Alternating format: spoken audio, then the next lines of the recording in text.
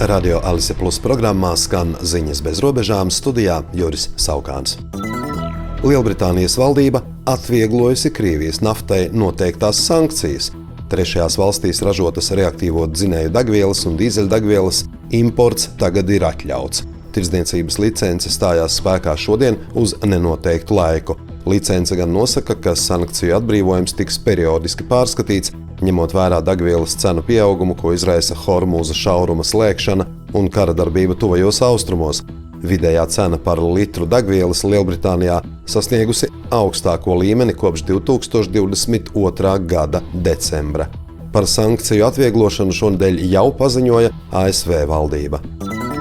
Eiropas Savienība tikai jūnijā izmaksās Ukrainai pirmos 3,2 miljārdus eiro no 90 miljārdu eiro aizdevuma, kas apstiprināts aprīlī. Brisele un Ukraina ir vienojušās par ārkārtas makrofinanciālās palīdzības pamatnosacījumiem, un tagad tālākais atkarīgs no tā, vai Ukraina spēs ātri ratificēt attiecīgo vienošanos. Finansējums paredzēts Ukrainas steidzamāko ekonomisko un militāro vajadzību sekšanai, lai ļautu valstī turpināt cīņu pret Krieviju. Jāatmaksā aizdevums Ukrainai būs tikai tad, ja Krievija pēc kara beigām izmaksās kompensāciju par nodarītajiem zaudējumiem. Gadījumā, ja Maskava kompensāciju neizmaksās, aizdevuma atmaksai tikšot izmantoti Eiropas Savienības iesaldētie Krievijas aktīvi.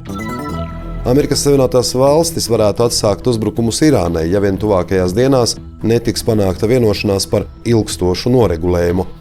Uz šiem ASV prezidenta Donalda Trumpa izteiktajiem draudiem Irānas revolūcijas gvarde šodien reaģēja ar brīdinājumu, ka tuvo austrumu karš izplatīsies ārpus reģiona, ja ASV un Izraela atsāks uzbrukumus.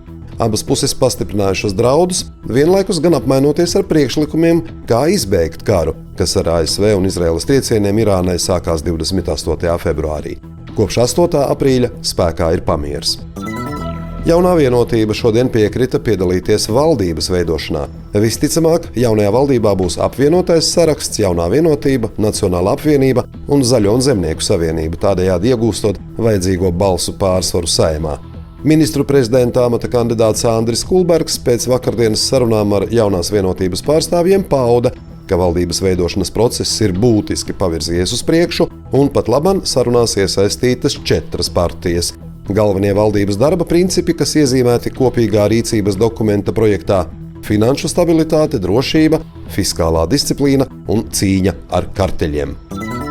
Lietā par 69 000 eiro izkrāpšanu un bezdarbību Rēzeknes tehnikumā policija rosinājusi prokuratūrai apsūdzēt 3 personas. Starp tām ir arī toreizējā Rēzeknes tehnikuma direktore Benita Virbule. Izmeklēšanas procesā iegūta informācija, ka pretiesiski tika apmaksāti rēķini par pakalpojumiem. Tādējādi valsts budžeta līdzekļi, kas bija paredzēti saimnieciskās darbības nodrošināšanai un tehnisko iekārtu apkopēji, tika izlietoti nelikumīgi, radot valstī zaudējumus. Krāpšana tika izdarīta laikā no 2018. gada septembra līdz 2025. gada augustam, izkrāpjot izglītības iestādē piešķirtos valsts budžeta līdzekļus 69 220 eiro apmērā.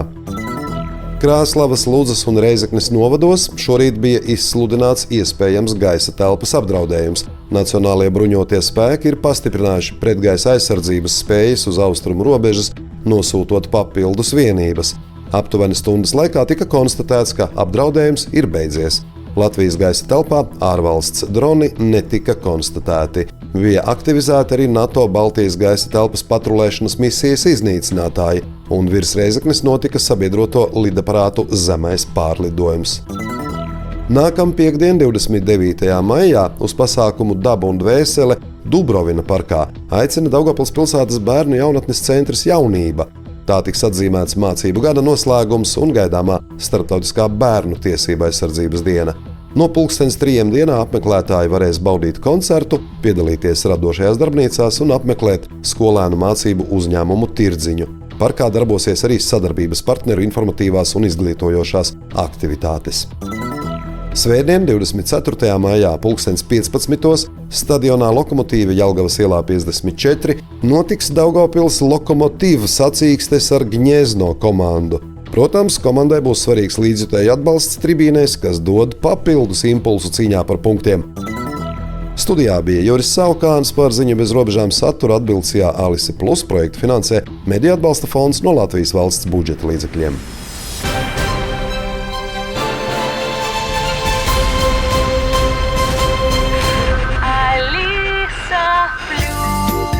Radio